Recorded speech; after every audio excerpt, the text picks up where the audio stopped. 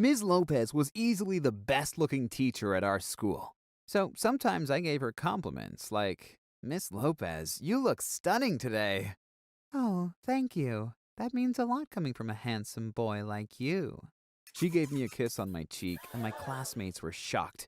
How could a teacher flirt so openly with her student? Well, for the school's Christmas party, Miss Lopez came dressed like a stripper Santa. I'm not exaggerating. The principal even made her change her outfit because it was too short. That's the kind of woman she was.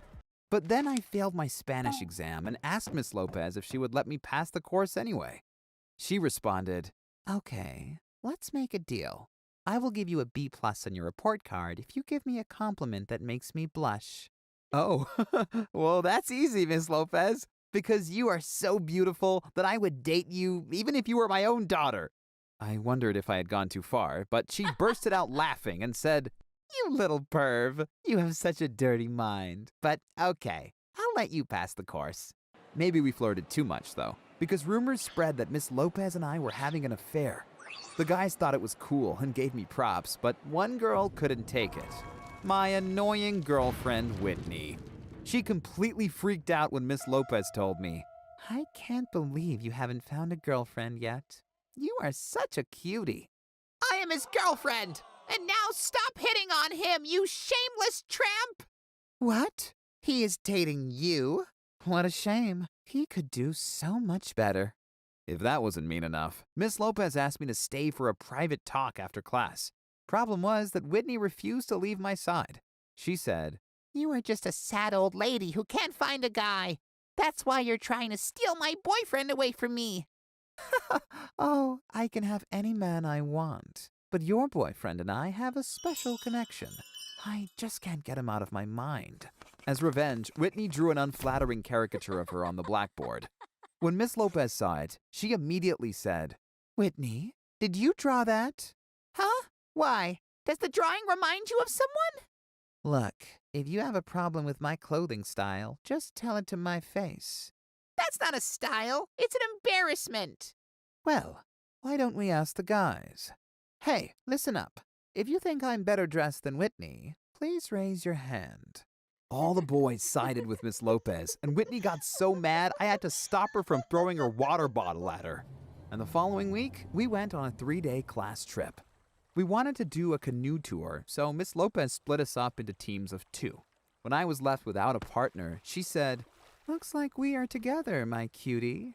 No way! My boyfriend stays with me. Actually, I am the teacher, and I get to decide. Whitney threw a huge tantrum, and Miss Lopez was forced to call her parents so they would pick her up. But first, Whitney took me aside and said, Promise me to stay away from that witch. "I can't. She's my teacher." And I am your girlfriend, and you do what I tell you to do. But of course, I didn't. The canoe tour was awesome. Miss Lopez wore a hot sundress, and we had a nice chat. "There's something wrong with your girlfriend." "Yeah, she's kinda annoying." "Have you ever dated a real woman? Not just a girl?" "I don't think so. Not yet." "Well, I think I can change that. What do you think? Can you put some sunscreen on my shoulders?" Touching and massaging her skin felt so good. But we didn't go any further. Not even a little kiss. Only on the last night of our trip, Miss Lopez came to my bed and whispered, "I want you to act sick tomorrow morning, so we can stay here another night while everyone else drives home." She didn't have to ask twice. I pretended to have a bad stomachache, and then Miss Lopez came into the dorm saying, "Oh, my poor baby, you look awful. You are not fit to go in the bus and drive home. But don't worry, I will take care of you." It was perfect. Once everyone was gone, Ms. Lopez put her arms around me and kissed me on my mouth. We kept going for hours until I got a message from Whitney asking, Why didn't you come back home? You were sick. Of course, I didn't respond. Ms. Lopez was more important than my girlfriend. But in the evening, we went to a pub, and that's when Whitney stormed in. She threw Miss Lopez to the ground and screamed, There you are, seducing teenagers. You should go to prison for the rest of your life. "Stop it, Whitney. I'm 18. Ms. Lopez and I can do whatever we want. Yeah, listen to your boyfriend. He likes me more than you. She leaned over and started kissing me again. It was so good, but then Whitney pulled Ms. Lopez's hair again and they started fighting over me.